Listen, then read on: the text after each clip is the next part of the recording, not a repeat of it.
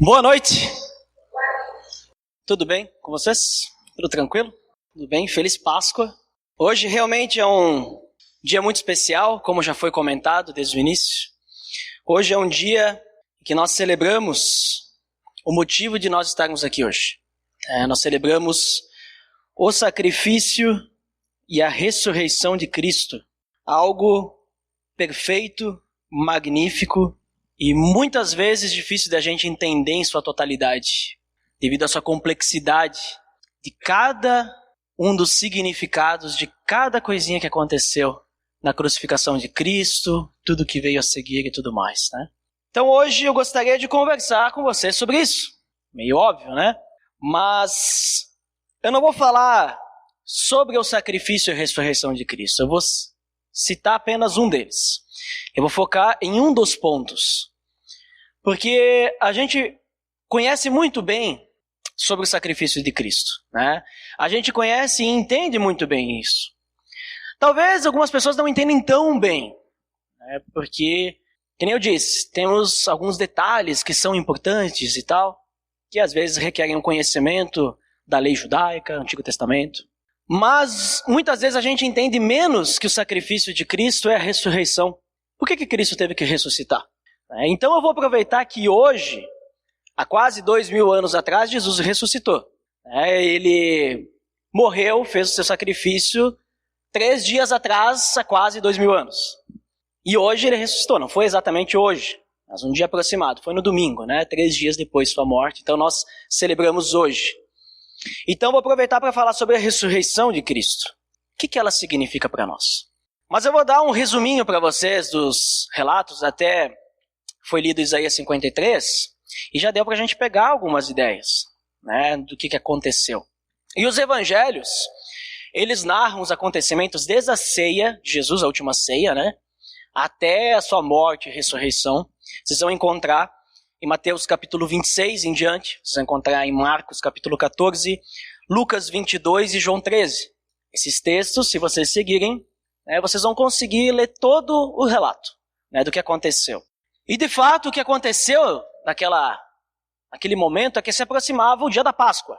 É o dia de hoje, que a gente comemora hoje, mas não era a Páscoa que a gente comemora hoje. Era uma Páscoa diferente. Era a Páscoa dos judeus. Jesus, ele estava comemorando a Páscoa da sua cultura. E essa Páscoa, ela compreendia 2 momentos. Primeiro, a refeição da Páscoa, em que eles comiam cordeiro pascal. E depois tinha a festa dos pães asmos, que eram aqueles pães sem fermento. Então isso tinha uma relação com a saída do Egito, vocês talvez podem lembrar, a Páscoa judaica, em que na noite da fuga do Egito, eles então comeram lá o cordeiro e tudo mais, tiveram aquela refeição juntos, e depois no caminho da fuga, no dia seguinte, eles fizeram aqueles pães sem fermento, que eram pães que não iam estragar, Então eles levaram juntos esses pães para comer no caminho. Os pães sem fermento. Se vocês quiserem um relato, uma comparação, um entendimento bom sobre a Páscoa, do Êxodo e tudo mais, eu recomendo vocês acessarem lá o site que a gente tem os estudos. Na quinta-feira foi postado o estudo Predebon 2015, ele falou na Páscoa e ele falou especificamente sobre isso. Então fica a dica para vocês lá ouvirem, que está muito legal, muito bem explicado. Que eu não vou falar sobre isso hoje. Então os discípulos, eles se reuniram, eles prepararam a Páscoa, que Jesus pediu para eles, preparem a Páscoa. Isso era na quinta-feira à noite. Na Galileia, a tradição deles era começar a Páscoa na quinta-feira. Os judeus normalmente começavam na sexta, as preparações da Páscoa. Começavam tudo lá, então talvez vocês vão perceber que existia uma pequena diferença. Mas eles começaram, e antes mesmo da ceia, do momento lá da refeição, Jesus ele já ensina uma grande lição para os discípulos. Vocês vão encontrar isso em João capítulo 13. Jesus, ele lava os pés dos discípulos. Jesus, ele faz aquilo que a gente chama de lava-pés. Ele mostra que ele veio para servi-los também. E da mesma forma, eles deveriam servir, para serem como Cristo. Então, eles participam da última ceia. Eles têm aquele momento do pão, que Jesus parte o pão, que é o corpo dele. O momento do vinho, que ele distribui o cálice, ele diz: esse é o meu sangue, ele compartilha. Temos esse momento. E depois, Jesus diz né, prediz que os discípulos abandonariam ele. E diz, inclusive, que Pedro negaria ele. É o justo Pedro, que fala, imagina, por cima de mim, ninguém vai chegar até ti, Jesus. Não, tu mesmo é o que vai me negar. 3 vezes. E ele ensina mais algumas coisas, ele ensina que ele é o caminho, a verdade e a vida, né? Ele é o único caminho para chegar até Deus, isso nós vemos lá em João 14,6. Ele promete a vinda do Espírito Santo, o Consolador, o Conselheiro. Ele ensina sobre a videira e os ramos, né? Dá esse ensinamento. Ele ensina sobre o uso do seu nome nas orações, né? Então, dali que vem, por que a gente ora em nome de Jesus? Depois ele ensina sobre o Espírito Santo, ele ora por ele ora pelos discípulos e ora pelos futuros crentes, os futuros cristãos, aqueles que viriam a seguir a Cristo, como nós, por exemplo. Jesus mesmo orou por nós, podemos dizer assim, né, de certa forma. Então, depois da ceia, acabou ali o momento da ceia, eles vão para o Monte das Oliveiras, né, o Getsemane. Eles vão lá, e Jesus ele queria ter um momento de oração. E Jesus ele pede para os discípulos ficarem lá, alertas, né? E é nesse local que os discípulos não são capazes de ficar alertas. Eles não conseguem ficar acordados. Enquanto Jesus estava se derramando perante Deus, né, que a gente conhece a história que Jesus pede para Deus afastar dele esse cálice, né, que até Lucas relata que ele chorava como se fosse sangue, ou chorava sangue. Vocês vão ver esse relato também. Jesus, então, depois disso, ele é preso, uma traição de Judas. E Jesus, então, preso, né, que acontece depois, quando Jesus estava preso ali, antes de tudo mais, Pedro nega e tal. Mas Jesus, primeiro, ele é interrogado por Anás. Anás, ele não era nem o sumo sacerdote, ele era ex-sumo sacerdote. Ele é levado para Anás, que era um homem muito influente, muito poderoso, e era sogro do Caifás. Anás não tira muita coisa de Jesus, então manda ele para Caifás, que Caifás sim era o sumo sacerdote. Caifás sim podia mandar alguma coisa. Então Caifás começa a julgar Jesus, interroga ele, para poder reunir algumas evidências para o juízo que aconteceria diante do Supremo Conselho, o tal do Sinédrio, para poderem então acusar ele de alguma coisa. Então isso tudo acontecendo na madrugada. De manhã, bem cedo, Jesus ele vai então perante o Sinédrio, com a acusação de blasfêmia, porque Caifás consegue, né, de certa forma, acusar Jesus de blasfêmia. Jesus não fala nada, mas Caifás consegue, né, mexer os pauzinhos, uma manipulação, dizer, ele está blasfemando.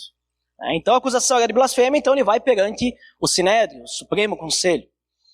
E no Supremo Conselho, então, Jesus precisava passar por isso porque ele precisava de um julgamento religioso, algo formal. Não simplesmente um homem, né, julgando, mas então algo formal. Vários homens, né? Várias pessoas importantes ali dos judeus. E o objetivo deles era condenar à morte. Só que naquela época, os judeus, eles não eram os donos do pedaço. Eles não eram pessoas que tinham o poder da lei. E eu digo lei dos homens, não da lei de Deus. Eles não eram autoridades. Quem era autoridade era Roma. Então eles não podiam condenar uma pessoa à morte assim, como eles queriam. Eles precisavam de autorização de Roma para condenar alguém à morte. Por isso que depois disso, então, julgado, condenado, eles mandam para Pilatos. E aí, diante de Pilatos, que era a mais alta autoridade romana, quem podia realmente sentenciar Jesus à morte, ele é julgado e Pilatos, ele percebe que algumas pessoas lá estavam fazendo alguns comentários e percebe que Jesus ele era galileu. Ele disse, então, vou fazer o seguinte, eu não vou ficar com esse fardo só para mim. Eu vou dividir esse fardo. Até uma forma, vamos dizer, cortês, mas a gente sabe que ele queria dividir a culpa. Ele manda Jesus para Herodes. Porque Herodes, ele era o governante da Galileia. Era o cara responsável. Como se Pilatos fosse o governador e Herodes fosse o prefeito. Né? Ou Pilatos fosse o prefeito e Herodes fosse o líder do bairro, sei lá. Né? Então, era alguém ali que era daquela região, governante da Galileia. Manda lá para Herodes não faz nada, né? Isso a gente vê narrado apenas em Lucas, manda de volta para Pilatos. Pilatos ele tenta mais uma vez, né, tentar de alguma forma evitar a condenação de Jesus, um homem que obviamente era inocente. Até Pilatos conseguia ver isso. Só que Pilatos, ele cede ao povo e condena Jesus à crucificação. Então Pilatos, apesar de achar que não devia, ele errou, porque ele temia que ele fosse, digamos assim, tirado do poder, por ir contra o povo. Então ele acabou cedendo. Jesus, então, ele é crucificado. Nós conhecemos isso muito bem. A gente conhece, lembra que ocorreram trevas no momento que ele recebe os pecados. Ele fica um bom tempo recebendo esses pecados. Imagina a dor que ele sentiu. E antes de morrer, então Jesus ele brada em alta voz, ele entrega o Espírito e morre. E nesse exato momento, como nós vimos recentemente, o véu se rasgou de cima a baixo e a terra tremeu. Então nós temos esse relato, inclusive para vocês verem como foi algo magnífico, e aconteceu mesmo, nós temos testemunhas. Os guardas que estavam cuidando de Jesus lá na cruz, depois que eles veem Jesus bradar com alta voz, porque era algo, se vocês pesquisarem, era algo meio complicado para uma pessoa crucificada, a ponto de morrer, ter fôlego, ter forças, ter poder para dar um grito daqueles, eles dizem, esse era o Filho de Deus. Vocês percebem, no final, o que foi que a gente fez? Isso tudo aconteceu em menos de 24 horas, se a gente parar para pensar, Final da noite de quinta-feira, o pessoal orando lá, Jesus é preso, de manhã ele já é condenado, ele é crucificado e pela tarde ele morre. E o corpo de Jesus, então, na sexta-feira, ele é descido daquela cruz, ele é preparado, conforme a cultura da época, e ele é colocado no sepulcro, onde guardas também foram colocados lá na frente do sepulcro, foi fechada a pedra, foi selada a pedra, o selado do sepulcro. Os guardas ficaram lá porque eles temiam que os discípulos fossem roubar o corpo de Jesus. Jesus ele tinha falado que ele ia ressuscitar. Então o que eles pensaram? Se a gente deixar assim, os discípulos vão tirar o corpo aqui, o corpo vai sumir, vão dizer, Jesus ressuscitou mesmo, porque o corpo desapareceu. Então eles botaram guarda lá. Mas os guardas eles não foram suficientes, porque no terceiro dia, mesmo tendo os guardas lá, Jesus ele ressuscita. E Jesus aparece para um monte de gente. Então a nossa Páscoa hoje, ela é bem diferente da Páscoa que Jesus comemorou, a Páscoa que os judeus estavam comemorando naquele momento. Porque a nossa Páscoa agora é a Páscoa de Cristo. É o que Cristo fez naquele momento. Nós não estamos comemorando a saída do Egito. Não é mais isso, não é uma comemoração da saída do Egito, mas agora é uma comemoração de uma saída, uma fuga da velha vida, do velho homem, uma fuga do pecado. É essa comemoração que nós estamos fazendo hoje. Isso só é possível pelo que Jesus fez por nós naquela cruz. Porque Ele foi o Cordeiro. Ele foi o Cordeiro que tira o pecado do mundo, Já foi falado aqui antes no louvor. Ele morreu por nós. Ele foi sepultado. Ele pagou os nossos pecados. Mas só que foi de uma forma melhor, porque Ele ressuscitou. E nisso nós vamos perceber que existe uma grande importância o fato de Ele ter ressuscitado. Então vamos orar para que Deus possa nos dar entendimento sobre esse assunto. Senhor Deus, em nome do Teu Filho Jesus, eu te agradeço por esse dia tão importante que nós comemoramos hoje. Teu sacrifício e a Tua ressurreição. Deus nos dê entendimento para podermos ter discernimento sobre esse assunto. Possamos entender a importância do Teu sacrifício, da Tua ressurreição, principalmente a ressurreição. Por que Tu teves que ressuscitar? Por que isso é importante para nós e qual o significado? O que isso muda na nossa vida, Deus? Nos ajude a entender isso nessa noite. E que isso possa transformar as nossas vidas. Em nome de Jesus que eu oro. Amém. Muito bem. Ressurreição de Cristo. Ele ressuscitou ao terceiro dia. Isso nós cremos. E nós precisamos crer nisso por causa de dois motivos principais. Primeiro, a ressurreição é o testemunho do imenso poder de Deus. Se a gente acreditar na ressurreição, nós podemos acreditar em Deus, que Deus é um Deus poderoso. Porque senão, Deus ele não é soberano. Ele não tem poder para fazer aquilo que está escrito nesse livro. Então nós precisamos acreditar que a ressurreição foi real. Ressuscitando o Cristo dos mortos, Deus ele nos faz lembrar da sua absoluta soberania sobre a morte e a vida. Deus ele é soberano sobre morte, sobre a vida, sobre tudo que existe. Romanos capítulo 6, versículo 9, diz que por ter ressuscitado, a morte não tem mais domínio sobre Jesus. Porque ele ressuscitou, a morte não tem mais domínio sobre ele. Através da ressurreição, Jesus ele vence a morte. E por causa que ele vence a morte e a morte não tem mais domínio sobre ele, pelo fato dele ter morrido por nós, ele ter ressuscitado por nós, o segundo ponto é que a ressurreição de Jesus ele é um testemunho da ressurreição de seres humanos, que é a doutrina básica da fé cristã. Sem ressurreição de Cristo, nós não ressuscitaremos. E o que isso é importante? Vamos entender logo mais.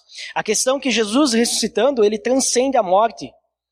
E ele promete que os seguidores dele farão o mesmo. O capítulo 6, versículo 5 de Romanos diz que se nós somos unidos com ele em sua morte, nós vamos ser também unidos com ele em semelhança na sua ressurreição. Se nós morremos com Jesus, somos semelhantes como ele, nós vamos ser na sua ressurreição. E aqui quando eu estou falando de ressurreição, eu não estou falando daquilo que a gente entende que como morte espiritual, né, e nós nascermos de novo espiritualmente. Né, morremos para o pecado e nascemos para Deus. Eu não estou falando sobre isso. Eu estou falando do fim da nossa vida mesmo. Para onde é que a gente vai quando a gente morre?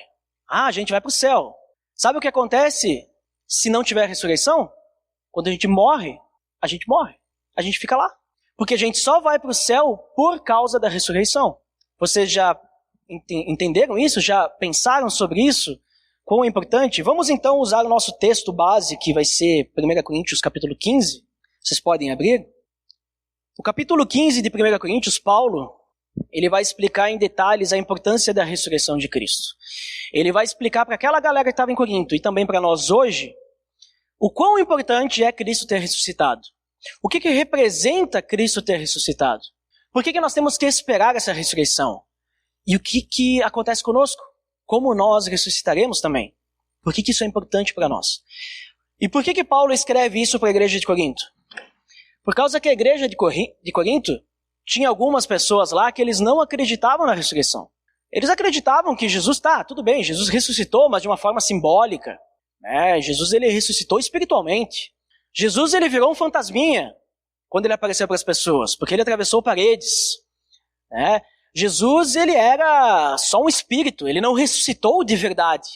Eu falo de ressurreição física, ressurreição no novo corpo. Eles pensavam assim, ou que não tinha ressurreição mesmo. Então, Paulo ele vai falar para essas pessoas por que a ressurreição é importante, por que Jesus ressuscitou, e ele vai citar ali 6 consequências desastrosas do fato de nós não acreditarmos na ressurreição. Nós vamos ler alguns versículos só, tá? Porque esse capítulo tem 58 versículos. Se a gente fosse expor cada um dos versículos, inclusive tem alguns versículos que são mais complexos, nós levaríamos aqui umas 2 horas. Tá? Então não vou ler todos, nós vamos começar do versículo 1. O versículo 1 começa da seguinte forma. Irmãos, quero lembrar-lhes o evangelho que lhes preguei, o qual vocês receberam e no qual estão firmes. Por meio desse evangelho vocês são salvos, desde que se apeguem firmemente à palavra que lhes preguei. Caso contrário, vocês têm crido em vão. Pois o que primeiramente lhes transmiti foi o que recebi. Que Cristo morreu pelos nossos pecados, segundo as Escrituras, foi sepultado e ressuscitou no 3º dia, segundo as Escrituras, e apareceu a Pedro e depois aos 12. Depois disso apareceu a mais de 500 irmãos de uma só vez, a maioria dos quais ainda vive, embora alguns já tenham adormecido. Então o primeiro ponto que Paulo nos traz aqui é que nós temos que se apegar ao Evangelho. Nós temos que estar firmes. Ele fala que o pessoal de Corinto está firme no Evangelho. Mas ele explica então que Evangelho é esse, né? Ele diz inclusive que nós somos salvos por esse Evangelho porque nós estamos firmes no Evangelho. Então assim, já de início, se nós não nos apegarmos ao Evangelho, se nós não formos perseverantes na palavra, se nós não tivermos fé no Evangelho, se nós não crermos nisso, nós não poderemos ser salvos. Não existe salvação sem fé.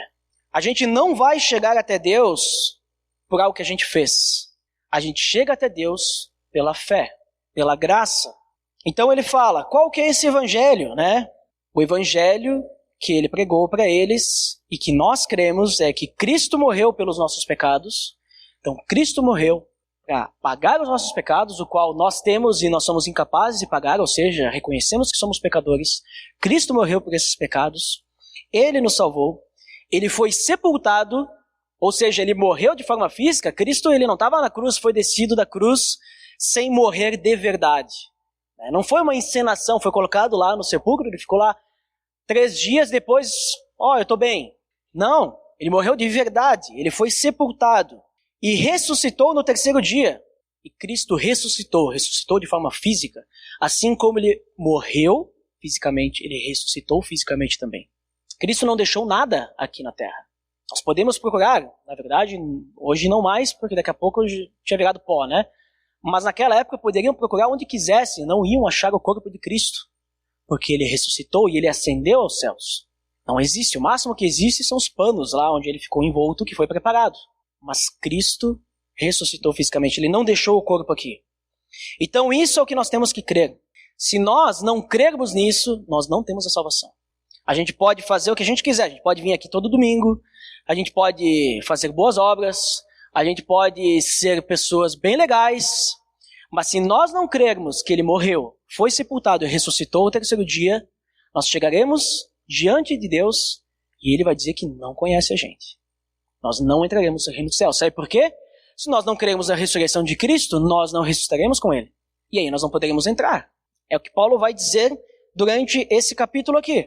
Então, o primeiro ponto é que nós temos que crer no Evangelho. Apeguem-se ao Evangelho. Esse é o mais importante. Se pudermos tirar uma lição de hoje, essa é a mais importante de todas. Porque Cristo já fez a obra dele. Ele morreu, foi sepultado, ressuscitou. Mas nós precisamos viver isso em nossas vidas.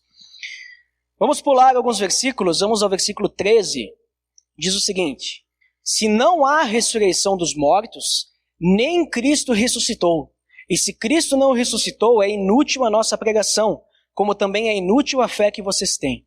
Mais que isso, seremos considerados falsas testemunhas de Deus, pois contra Ele testemunhamos que ressuscitou a Cristo dentre os mortos. Mas se de fato os mortos não ressuscitam, Ele também não ressuscitou a Cristo. Pois se os mortos não ressuscitam, nem mesmo Cristo ressuscitou. E se Cristo não ressuscitou, inútil é a fé que vocês têm, e ainda estão em seus pecados. Neste caso, também os que dormiram em Cristo estão perdidos. Se é somente para esta vida que temos esperança em Cristo, somos de todos os homens os mais dignos de compaixão. Aqui nós temos então 6 pontos sobre o perigo de não crermos na ressurreição. Nós vamos ter as consequências disso. Jesus, para começar, se nós não cremos na ressurreição, nem Cristo ressuscitou. Nem Cristo ressuscitou. Porque se nós não cremos na ressurreição, visto que a ressurreição de Cristo demonstra o poder de Deus para ressuscitar qualquer um, então se nós não poderemos, nem Cristo pode ter ressuscitado. Então já começa por aí. Mas se nós não crermos na ressurreição, então a nossa pregação é inútil. Pregar sobre Cristo seria em vão. Nós falarmos do Evangelho para as pessoas não faz sentido, é inútil. Não tem serventia nenhuma. Segundo ponto, a fé em Cristo também seria em vão. Além de nós pregarmos algo falso, nós também estaremos acreditando em algo falso. Então a nossa fé seria em vão. Inútil é a fé que vocês têm, Paulo fala. O versículo 15, ele vai dizer que todas as testemunhas, os pregadores da ressurreição, seriam mentirosos.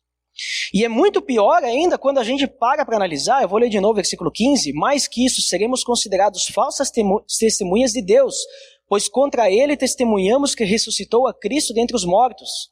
Se nós dizemos que tem ressurreição e não existe, além de nós sermos mentirosos, estarmos falando mentiras por aí, nós estamos dizendo que Deus é mentiroso.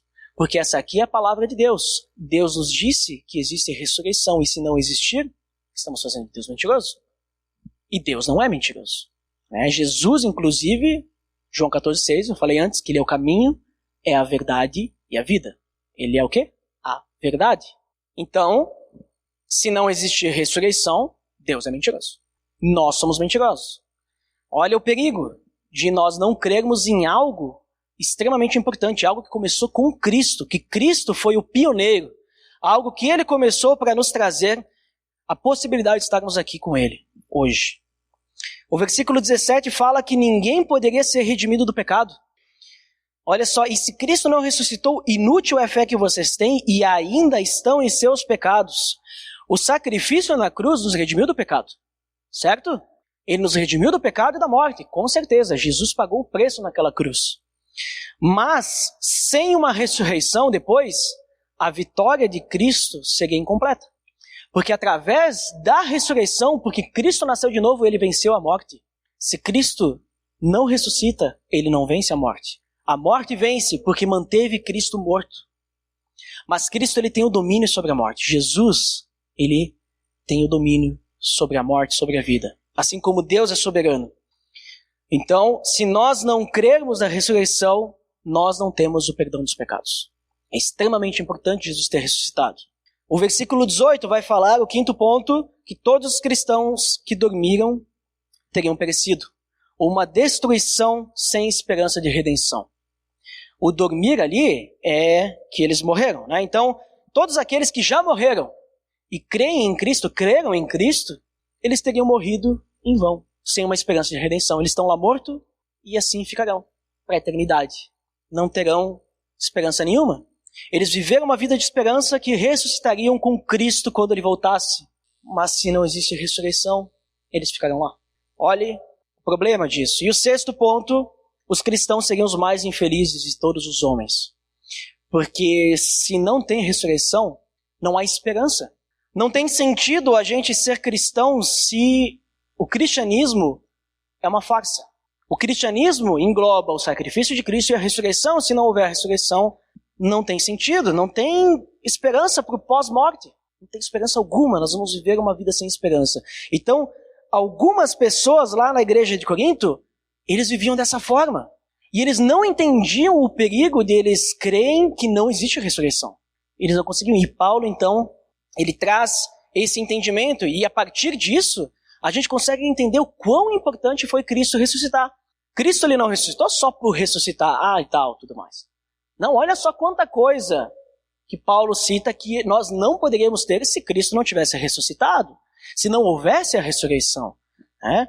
Então isso é muito importante, o que Cristo fez naquela cruz, no domingo, 3 dias depois do seu sacrifício na cruz. Né? Que ele fez após a sua morte. Versículo 20 até o 22, ele vai dizer: mas de fato Cristo ressuscitou dentre os mortos, sendo ele as primícias dentre aqueles que dormiram. Visto que a morte veio por meio de um só homem, também a ressurreição dos mortos veio por meio de um só homem. Pois da mesma forma como em Adão todos morrem, em Cristo todos serão vivificados. Então a gente tem a esperança, Cristo realmente ressuscitou. Isso é uma verdade. E mais que isso, ele é a primícia daqueles que dormem. Ele é o primeiro. Né? Se a gente lembrar do Antigo Testamento, né, eles tinham a lei, eles faziam as ofertas, e tudo que eles plantavam, as primícias, ou seja, a primeira colheita, era ofertada a Deus. Só que era ofertado, né, para ter a bênção, né? Mas aquilo que era ofertado não era só aquilo que era abençoado. Toda a colheita que vinha depois era abençoada também. Então eles ofertavam as primícias para que tudo que vinha depois fosse abençoado. Da mesma forma Cristo. Cristo sendo as primícias, ele assegura que aqueles que seguem ele vão seguir ele na ressurreição também. Ele ressuscitou primeiro para que nós pudéssemos segui-lo. Né?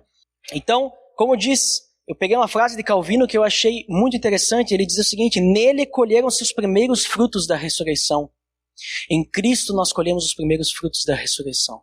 Ele ressuscitou primeiro, e agora toda a colheita que vem depois, que somos nós, também ressuscitaremos. Né? Todos aqueles que já morreram também ressuscitarão. E ele fala que por meio de um só homem veio a morte. Adão pecou. Adão trouxe a morte espiritual. Mas a ressurreição virá com Cristo. A ressurreição virá com Cristo. Por meio de um só homem também vem a vida. Então nós podemos hoje viver com Deus, uma nova vida. E mais que isso, nós temos a esperança de que quando Jesus voltar, e nós já tivermos morrido ou não, nós ressuscitaremos com ele. Versículo 31 e 32, Paulo fala um pouquinho mais sobre a esperança. Todos os dias enfrento a morte, irmãos. Isso digo pelo orgulho que tenho de vocês em Cristo Jesus, nosso Senhor. Se foi por meras razões humanas que lutei com feras em Éfeso, que ganhei com isso? Se os mortos não ressuscitam, comamos e bebemos porque amanhã morreremos. Paulo fala que a perseguição ela é inútil se for por razões humanas. Então assim, se não tivesse a ressurreição, né, se não existisse, a gente teria que pegar e aproveitar as coisas desse mundo, a carne mesmo, porque a gente ia depois para baixo da terra. Mas não é isso que aconteceu de verdade, né? Então ele demonstra o quão grande é a sua fé em Cristo, o quão grande é a fé dele na ressurreição. Os versículos 35 a 44 vão comentar sobre como é que é então essa ressurreição. Eu tenho falado da ressurreição e talvez você ainda não entendeu de que ressurreição eu esteja falando, né? Talvez você está em dúvidas. Que ressurreição é essa? Quer dizer que se eu morrer agora eu vou ressuscitar para poder viver mais um pouco? Não, não é isso. Então, versículo 35. Mas alguém pode perguntar, como ressuscitam os mortos? Com que espécie de corpo virão? Insensato. O que você semeia não nasce a não ser que morra. Quando você semeia, não semeia o corpo que virá a ser, mas apenas uma simples semente como de trigo ou de alguma outra coisa. Mas Deus lhe dá um corpo como determinou, e a cada espécie de semente dá seu corpo apropriado. Nem toda carne é a mesma. Os homens têm uma espécie de carne, os animais têm outra, as aves outra e os peixes outra. Há corpos celestes e há também corpos terrestres, mas o esplendor dos corpos celestes é um, e o dos corpos terrestres é outro. Um é o esplendor do sol, outro da lua e outro das estrelas. E as estrelas diferem em esplendor uma das outras. Assim será com a ressurreição dos mortos. O corpo que é semeado é perecível e ressuscita imperecível. É semeado em desonra e ressuscita em glória. É semeado em fraqueza e ressuscita em poder. É semeado um corpo natural e ressuscita um corpo espiritual. Se há corpo natural, há também corpo espiritual. Então, como é que é a ressurreição? Temos 3 pontos que Paulo vai comentar aqui. Primeiro, uma ilustração da natureza. Vocês veem ali no versículo 36 até o 38. Ele fala sobre a semente. E a semente, isso é uma coisa que eu nem sabia, eu aprendi com a Bíblia, né? Não aprendi na aula de biologia, aprendi agora, né? A Bíblia me ensinando mais que a escola, vejam só, né? Nem tudo, né? Algumas coisas como matemática, às vezes a gente não aprende na Bíblia, né? Talvez a gente aprende porque a Bíblia nos traz distâncias que a gente não entende hoje. Por exemplo, quanto que mede um estádio? Daqui a pouco a gente vai ter que pesquisar como é que faz o cálculo, né? Mas isso é conhecimento que a Bíblia nos traz e é a revelação de Deus. Como, por exemplo, que uma semente, ela não se transforma numa planta. A semente, ela não é a planta. A semente precisa morrer. E a partir da sua decomposição é que surge de lá de dentro uma nova vida, uma nova planta. Então a planta e a semente não são a mesma coisa. São coisas diferentes, são corpos diferentes. Olha que interessante isso. A semente precisa morrer para dar vida. Ou seja, o corpo diante da semente não é o mesmo corpo que nasce depois. Por isso que a planta é diferente da semente, né? Por isso que ela é diferente. Olha que interessante. Então, o versículo 38, inclusive, fala que Deus, ele dá o corpo que determina. Então, nós temos a vida e o corpo que Deus escolheu para nós. E da mesma forma depois, então assim como Deus ele concede um novo corpo para uma planta, a partir da morte de uma semente, ele também vai nos dar a nossa eterna existência de acordo com a sua soberania, de acordo com a redenção que ele preparou para nós, no caso, a ressurreição. Ele que prepara isso tudo para nós. O versículo 39 a 42, ele vai fazer uma descrição dos corpos celestiais, ou seja, os corpos ressurretos, o novo corpo que nós teremos, né? E o mais importante de toda essa sopinha de letras aí, que ele fala sobre... Ele faz diversas diferenciações, né? Ele diz que a carne de uma é diferente da outra, o corpo celestial é diferente do terreno. O mais importante que ele está querendo dizer é que o nosso corpo celestial será perfeito. Ele não será como o nosso corpo agora. Ele será diferente. Ele será perfeito. E aí então ele faz um contraste, a partir do 42, o final dele até o 44, qual que é a diferença do nosso corpo terrestre e o corpo celestial, aquele corpo que nós teremos quando estivermos no céu, quando estivermos no reino de Deus, na presença dele.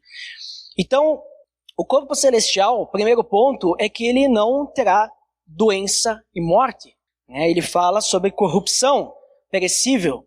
O corpo que é semeado é perecível e ressuscita imperecível. Ou seja, o nosso corpo hoje ele está morrendo, ele está perecendo. O nosso corpo está, a cada dia que passa, ele está sendo destruído, porque ele é perecível, ele é mortal.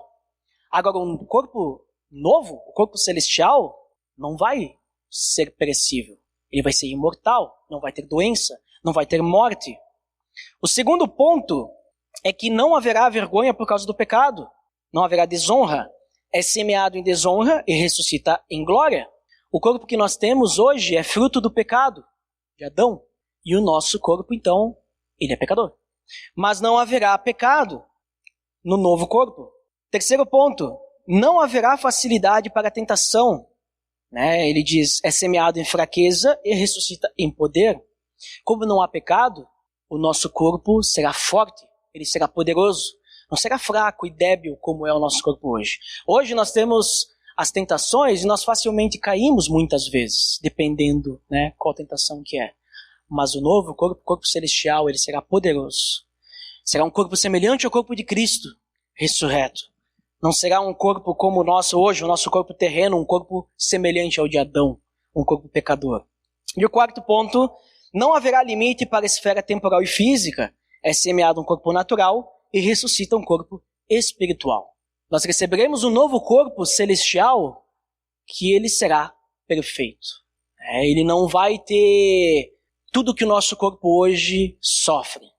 Então, essa é a diferença do corpo que nós receberemos na ressurreição, através da redenção de Deus, que nos fornece, que ele nos dá pela graça, que nós não precisamos pagar, apenas crer e se agarrar a esse evangelho. Versículos 45 ao 50. Assim está escrito, o primeiro homem, Adão, tornou-se um ser vivente. O último Adão, que é Jesus, espírito vivificante. Não foi o espiritual que veio antes, mas o natural. Depois dele, o espiritual. O primeiro homem era do pó da terra, o segundo homem dos céus. Os que são da terra são semelhantes ao homem terreno. Os que são dos céus, ao homem celestial. Assim como tivemos a imagem do homem terreno, teremos também a imagem do homem celestial. Irmãos, eu lhes declaro que carne e sangue não podem herdar o reino de Deus, nem o que é perecível pode herdar o imperecível. O nosso corpo atual, nosso corpo terreno, como eu já comentei, ele é semelhante a Adão. Só que o nosso corpo ressurreto será semelhante a Cristo. É isso que nós vamos herdar por causa da ressurreição de Cristo. Essa é a nossa esperança. O corpo de Cristo, o corpo celestial dele é o protótipo. Ele é o primeiro, ele é o exemplo, ele é o molde, o modelo. Nós teremos um corpo semelhante ao dele. Por meio de Jesus nós vamos receber o nosso corpo espiritual da ressurreição. Na ressurreição. E no versículo 49, ele diz que nós temos hoje a imagem do corpo conforme o corpo terreno, o corpo do primeiro homem, Adão. Mas nós vamos ter depois a imagem do corpo apropriado para os céus. Um corpo que pode adentrar o reino de Deus. Um corpo que é semelhante ao corpo de Cristo ressurreto. Um corpo imperecível. Um corpo sem pecado, um corpo sem mácula, que foi lavado pelo sangue do Cordeiro, o sangue de Cristo na cruz. E o mais importante, a gente vê no versículo 50, que nós não podemos viver na eterna glória celestial de Deus da forma como nós estamos hoje. Nós não podemos entrar como nós estamos hoje. Nós só poderemos entrar da forma semelhante a Cristo. Então, assim, se não tivesse ressurreição, se Cristo não tivesse ressuscitado, ninguém entraria no reino de Deus. Porque nós teríamos morrido e nós não teremos a transformação da ressurreição. É isso que Paulo vai dizer a seguir. Nós temos que ser transformados. Adiante. Eis que eu lhes digo o mistério. Nem todos dormiremos, mas todos seremos transformados. No momento, num abrir e fechar de olhos, ao som da última trombeta. Pois a trombeta soará, os mortos ressuscitarão incorruptíveis e nós seremos transformados. Pois é necessário que aquilo que é corruptível se revista de incorruptibilidade, e aquilo que é mortal se revista de imortalidade. Quando, porém, o que é corruptível se revestir de incorruptibilidade e o que é mortal de imortalidade, então se cumprirá a palavra que está escrita: a morte foi destruída pela vitória. Onde está, ó morte, a sua vitória? Onde está, ó morte, o seu aguilhão? O aguilhão da morte é o pecado, e a força do pecado é a lei. Mas graças a Deus que nos dá a vitória por meio de nosso Senhor Jesus Cristo. Então todos nós vamos ser transformados na ressurreição. E até tem um versículo que é um pouquinho complexo, que ele fala que inclusive é um mistério, e realmente é um mistério. Como isso vai acontecer, ninguém sabe, existe muita discussão, que ele fala que nem todos dormiremos, né, nem todos morreremos, mas todos seremos transformados. O que ele está querendo dizer? O que é isso? Ele está querendo dizer que se Jesus voltar agora, quantos de nós estamos mortos aqui? Está todo mundo vivo, né? Está todo mundo respirando, se mexendo, né? Se mexe aí para saber se está vivo mesmo. Estamos todo mundo vivo. E se Jesus voltar agora? Como é que nós vamos ressuscitar? Se precisar morrer para ressuscitar? Né? Esse é um mistério. Mas ele diz que todos nós seremos transformados. Aqueles que morreram, aqueles que estão dormindo, vão ressuscitar. E os que estão vivos serão transformados também. Como? Será que a gente vai morrer e já ressuscitar rapidamente? Não sei. É um mistério. E não nos cabe entender também como é que vai ser. Nos cabe entender que nós seremos transformados. Por quê? Porque Cristo ressuscitou. Sem a ressurreição, não há transformação. Sem a ressurreição, não teremos um novo corpo. Conseguem entender? Então nós necessitamos, os mortos em Cristo, eles vão ser ressuscitados. Aqueles que estão vivos, na sua vinda, vão ser transformados e receber um corpo novo, um corpo glorificado. Paulo ele escreve para Tessalonicenses, podem abrir aí 1 Tessalonicenses, capítulo 4. Ele escreve sobre esse mesmo assunto e faz um comentário sobre essa questão. 1 Tessalonicenses, capítulo 4, versículos 13 até o 18. Irmãos, não queremos que vocês sejam ignorantes quanto aos que dormem. Quando ele fala dormem, ele está falando daqueles que já morreram. Para que não se entristeçam como os outros que não têm esperança. Se cremos que Jesus morreu e ressurgiu, cremos também que Deus trará mediante Jesus e com ele aqueles que nele dormiram. Dizemos a vocês, pela palavra do Senhor, que nós, os que estivermos vivos, os que ficarmos até a vinda do Senhor, certamente não precederemos os que dormem. Pois, dada a ordem, com a voz do arcanjo e o ressoar da trombeta de Deus, o próprio Senhor descerá dos céus e os mortos em Cristo ressuscitarão primeiro. Depois nós, os que estivermos vivos, seremos arrebatados com eles nas nuvens, para o encontro com o Senhor nos ares, e assim estaremos com o Senhor para sempre. Consolem-se uns aos outros com essas palavras. Então, aqui ele já dá uma ideia um pouquinho melhor. Continua o mistério. Como vai acontecer? Não importa. O que importa é que os mortos, ou seja, quem já morreu, né? Paulo, no caso, por exemplo, ele vai ressuscitar primeiro. Né? Ele tem o direito na fila. Vai ter a filinha lá, ele vai primeiro. Depois nós seremos arrebatados. Nós que estamos vivos, né? Jesus vai voltar daqui 2 segundos. Não deu certo, não voltou. Mas é porque ninguém sabe quando Jesus vai voltar. Ele vai vir como um ladrão. O dia do Senhor virá como um ladrão. Ninguém sabe. Então não adianta a gente querer adivinhar. Mas nós que estamos vivos, se Jesus voltasse agora, então nós seremos, após os mortos ressuscitarem, seremos arrebatados com um novo corpo, seremos transformados. Estaremos em glória, um corpo glorificado, um corpo semelhante ao corpo de Cristo, e estaremos na presença de Deus. Não é maravilhoso? É o que ele fala, consolem-se uns aos outros com essas palavras. Essa é a nossa esperança. Até lá, no meio dos Tessalonicenses, existiam pessoas que não tinham esperança. Pessoas que olhavam para aquelas pessoas que morreram. Ah, o cara morreu, e agora? Né? Ficavam lá lamentando e orando. O luto é uma coisa, mas agora a gente orar para que a pessoa chegue ao céu, não tem esperança. Se nós temos esperança, sabemos que o nosso ente querido morreu, sentiremos falta, sim. Podemos chorar por isso, com certeza. Mas sabemos que há esperança. Porque no dia da volta de Cristo, no soar da trombeta, quando o anjo vier e ele anunciar que Jesus está voltando, Jesus vai descer, levará os mortos à sua presença. E depois, quem estiver vivo no momento, irá junto. É nisso que nós temos que crer. Crer na importância do sacrifício de Jesus. Pode voltar lá para 1 Coríntios, capítulo 15. Que faltou um versículo. Então é necessário que a mortalidade, a corrupção, o nosso corpo perecível seja destruído de alguma forma. para que a gente possa entrar na glória de Jesus, para que os cristãos possam entrar. Só quem é cristão de verdade, quem é crente em Deus Pai e em Jesus Cristo, que Ele morreu e ressuscitou. É necessário que seja destruído esse corpo. Cristo, Ele vence a morte, né? Nós vemos ali no texto que a gente leu agora há pouco de 1 Coríntios, Ele vence a morte, Ele destrói o pecado, né?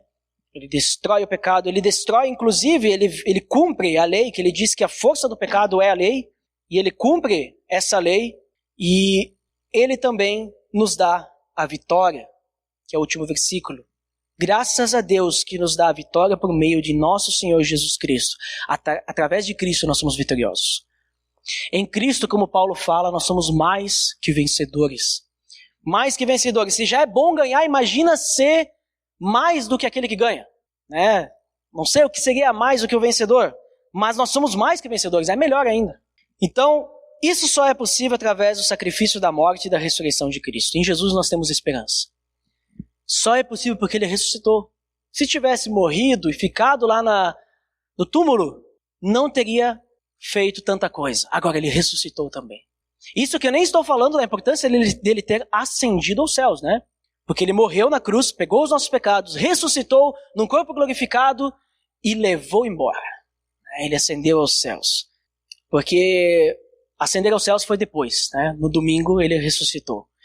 Então, para finalizar, o versículo 58, portanto, meus amados irmãos, mantenham-se firmes e que nada os abale. Sejam sempre dedicados à obra do Senhor, pois vocês sabem que no Senhor o trabalho de vocês não será inútil. Por isso, mantenham-se firmes. Não deixem nada abalar vocês. Agarrem-se no Evangelho. Cristo ressuscitou e é real, é importante Ele ter ressuscitado. Tem importância e significado nessa Páscoa. Nós estamos celebrando isso, o sacrifício e a ressurreição. Os dois são importantes.